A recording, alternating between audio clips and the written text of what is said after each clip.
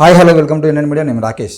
తెలంగాణ రాష్ట్రంలో ఈ మధ్య కాలంలో ఒక కులగణనకు సంబంధించినటువంటి అంశం రేవంత్ రెడ్డి ప్రభుత్వం కులగణన చేయడము, దాని మీద జరిగినటువంటి వాదాలు అవన్నీ మనం చూసాం. అయితే మొన్న నరేంద్ర మోడీ గారు దేశవ్యాప్తంగా కులగణన చేస్తా అని చెప్పేసి ప్రకటించడం ఏదైతుందో, ఆ ప్రకటించిన తర్వాత ఇది రాహుల్ గాంధీ గారి ఉద్యమం అని చెప్పేసి కొంతమంది మాట్లాడడం, బీజేపీయే కులగణన చేస్తుందని కొంతమంది మాట్లాడడం, ఇక కొంతమంది మేధావులు అయితే ఈ బీహార్ ఎన్నికల కోసమే ఈ కులగణనను ముందు తీసుకొచ్చిన చెప్పేసి చెప్పడం జరిగింది.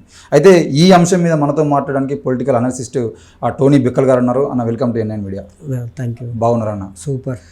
అంటే ఈ అంశంలోకి పోయే ముందు మిమ్మల్ని అడిగేటువంటి ప్రశ్నలు ఒకటి రెండు ఉన్నాయన్న.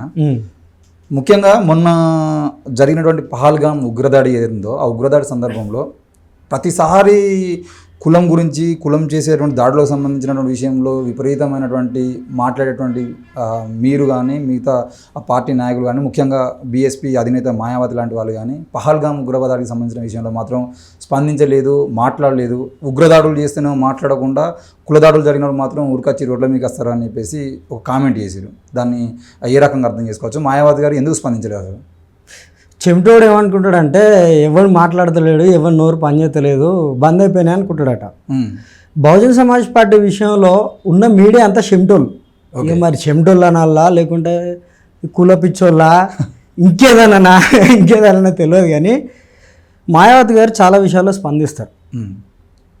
ఆసియా ఖండంలోని అతిపెద్ద మీడియా సంస్థ అయినా ఏఎన్ఐ దాన్ని ప్రతిసారి కవర్ చేస్తూ ఉంటుంది. మరి ఇక్కడున్న లోకల్ జర్నలిస్టులు, లేదంటే సోషల్ మీడియా ఇన్ఫ్లుయెన్సర్స్, లేకుంటే సంఘాలు, ఇప్పుడు వీళ్ళు మాట్లాడుకుంటే ఏం చేస్తాము? మీరు చూసారా మాయావతి ట్విట్టర్ అకౌంట్ మీరు చూస్తారా ఎప్పుడైనా? చూస్తే తెలుస్తుంది. ఇప్పుడు పహల్గామ్ దాడి తర్వాత నెక్స్ట్ డేనే మాయావతి గారు ట్వీట్ చేశారు. ఆ ట్వీట్లో ఏముందని చూడాలి. ఇప్పుడు మీరు బంద్ చేసుకుంటా, మీరు ఒక వివక్షాపూర్వకంగా బిహేవ్ చేసుకుంటా ఈ మీడియా వాళ్ళు మేమేదో ప్రజాస్వామ్యం నిలబెడుతున్నాం, నిజం మాయిజం, ఇంకా ఏదో ట్యాగులు ఉంటాయి, దిక్కుమాలిన ట్యాగులు అన్ని పిచ్చి పిచ్చి ట్యాగులు అన్నీ. ఒకడు టీఆర్ఎస్ వాడు పనిచేస్తాడు, ఇంకోడు కాంగ్రెస్ వాడికి పనిచేస్తాడు, మళ్ళీ లిబరల్ అని ఏదో మేము న్యూట్రల్ ఉంటామని పేర్లు పెట్టుకుంటారు.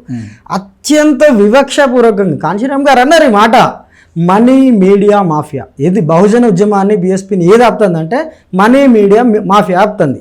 ఈ కింది నుంచి సరే వాళ్ళు ఎట్లా అగ్రకులాల చేతిలో ఉన్న మీడియా ఎట్లా వివక్షపూర్వకంగానే ఉంటుంది.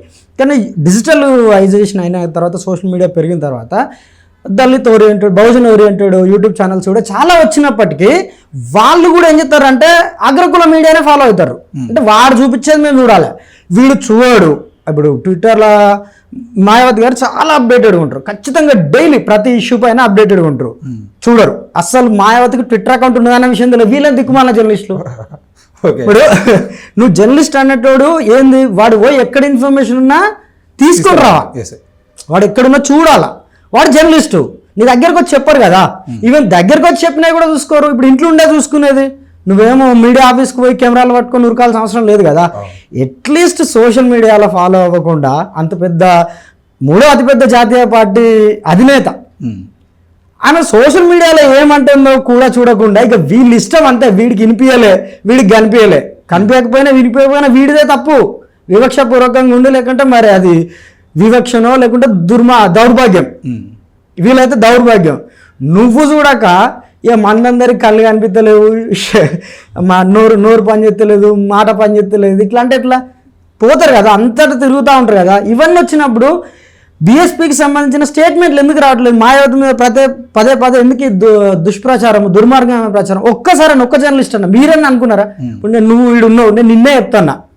ఇదే ఎంఎన్ మీడియాలో కూడా రాలా పహల్గామ్ ఇష్యూ కానీ ఇంకో ఇష్యూ కానీ మాయావతి ఈ స్పందన చేసిర్రు అని ఒకసారి అంటే ఒకసారి కూడా వేయలే. మీరు చూడకుండా ఎవడేం చెప్తాడు? అంటే మీరు చూడకుండా మేము మాట్లాడినట్ట. ఎవ్వరు అందరి దగ్గరికి పోదు కదా. నరేంద్ర మోడీ ట్విట్టర్ ఫాలో అవుతారు, రాహుల్ గాంధీ ట్విట్టర్ ఫాలో అవుతారు. మా అయితే ట్విట్టర్ కూడా ఒకసారి చూడండి.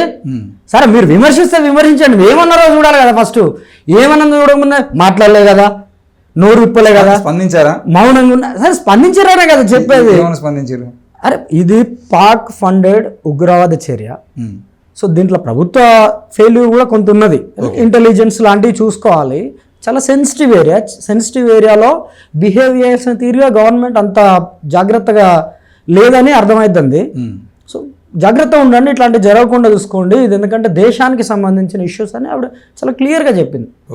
ప్రతి సందర్భంలో మాయావతి గారు ఏదైనా ఇన్సిడెంట్ జరగగానే టపేమని వెంటనే స్పందించారండి.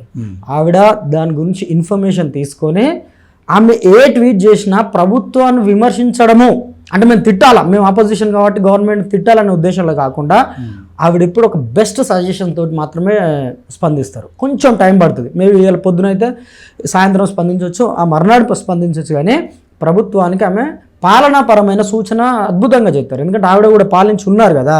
ఇప్పుడు బీజేపీ కాబట్టి తిట్టాలి, కాంగ్రెస్ కాబట్టి తిట్టాలనే మనస్తత్వం కాదు ఆవిడ. ఓన్లీ విమర్శలకే పోకుండా ద బెస్ట్ సజెషన్ ఇస్తారు. ప్రభుత్వం ఏం చేయాలా, ఎక్కడ ఫెయిల్ అయింది, చాలా కన్స్ట్రక్టివ్గా ఉంటుంది. ఇష్టం వచ్చినట్టు బూదులు మాట్లాడు వీడు అది ఇది అని అట్లా కూడా చెప్పదు. ఆమె ఎవరైనా రాజ్యాంగ పదవుల్లో ఎవరున్నా వాళ్ళను చాలా గౌరవంగా ట్రీట్ చేస్తూ ప్రతి దానిపైన స్పందిస్తారు.